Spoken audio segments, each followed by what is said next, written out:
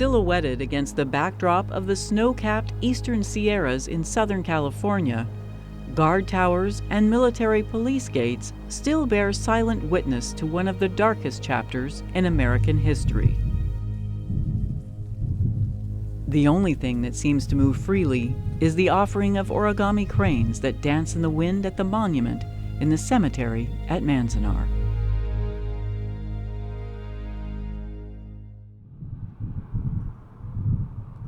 It's hard to imagine a more desolate place, freezing in the winter, with heart-stopping heat in the summer, and sandstorms that could drop you to your knees.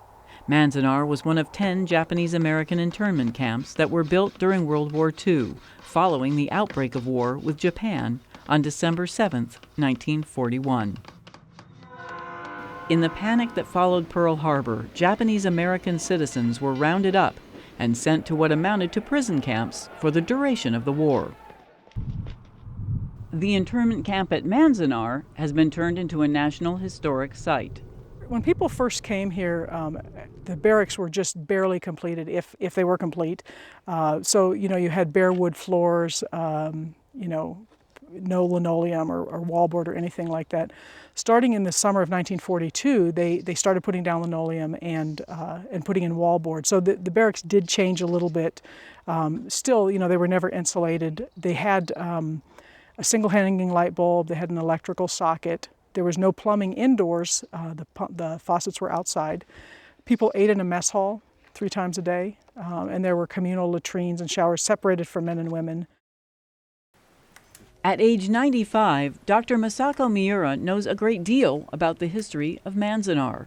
Her entire family was interned at the camp, and she herself was one of the few physicians who could offer medical help to the people who were held behind the barbed wire.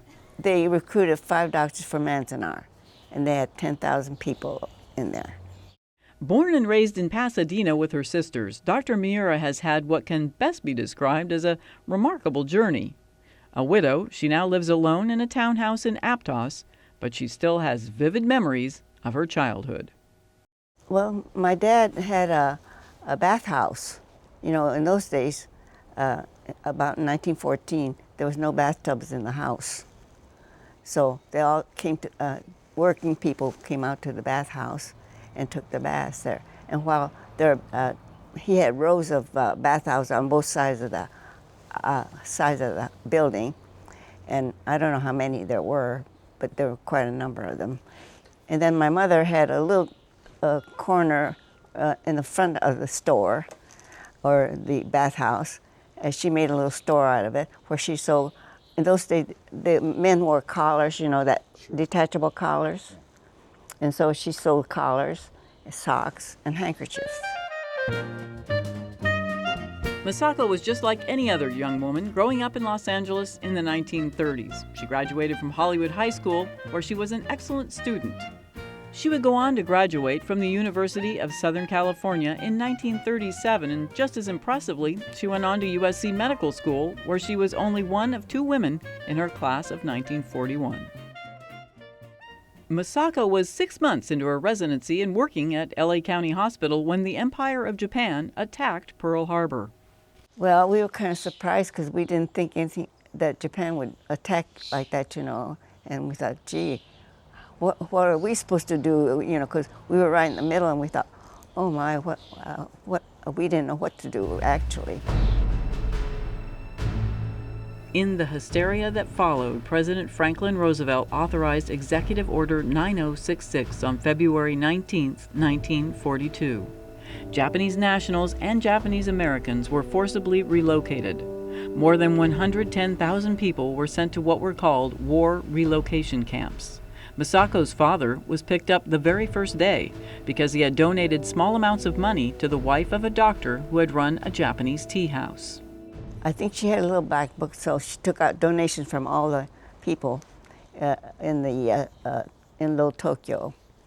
And when the war broke out, everybody listed in this black book were all picked up by the FBI and stuck in the internment camp right away. With families being sent away to the camps and people losing their businesses and houses, Masako came up with a solution to save her father's home. I had my girlfriend. She and I went through high school and college together. So I said, Betty, I said, your mother lives in a rented house, rented apartment, or rent a courtyard anyway.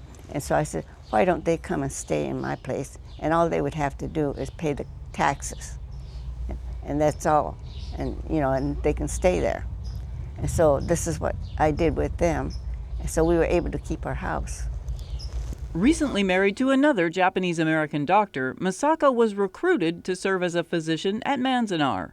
Since she knew her family was to be sent to the same relocation camp, she agreed to serve as a doctor. However, she wasn't prepared for the living conditions or what passed for a hospital. We just had like a regular room with cots on there, and that was it. And army blankets. And then, of course, at that time we had no facilities, medical facilities at all. All we had was a hot plate, a wash basin, and a few syringes and needles that we would boil, and knives and things that we needed, you know. And so when we gave shots, we would boil all the syringes and needles and all that, and then give the shots to the people. Life in the camps was hard, especially for the women.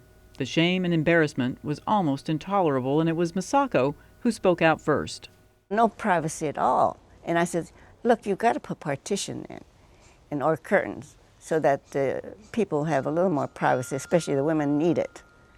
And so finally they got around to it, but it took a long while before I could, convince them to do it. Japanese-American Catholic nuns were also interned in the camp, and when the priests came to visit them, Masako again spoke out, this time for the children. I said, well, what we need to do is have some organized play. And so I said, it would be nice if you could bring a baseball bat and ball so that the kids could start playing, baseball and having a little organization in their play. And at least they have something to look forward to then. And so the fathers brought the bat and ball for the kids. And I think that's how the baseball started in the camps. Baseball was only one of her many gifts. Decency and humanity, when the world seemed to have turned upside down, is her lasting legacy. Masako would spend a year at Manzanar and then go on to serve as a doctor at the camp in Utah at Topaz until the end of the war. She would go on to raise a family and return to her career in medicine. Despite everything she witnessed and experienced, she's not bitter. She moved on with her life. I think it's a matter of keeping in contact with everybody, and and if people know how you feel, and and if you get along with people, I think you do a lot better. But if you stay isolated, I think that's the worst thing you could do. Other than the compelling visitor center, there's really not much to see at the historic site at Manzanar. A guard tower and the old main gate are about all that is left to preserve the past and remind us of the American history that took place here more than 65 years ago. The heat and the wind and the origami cranes also remain, as sure as the turning of the earth.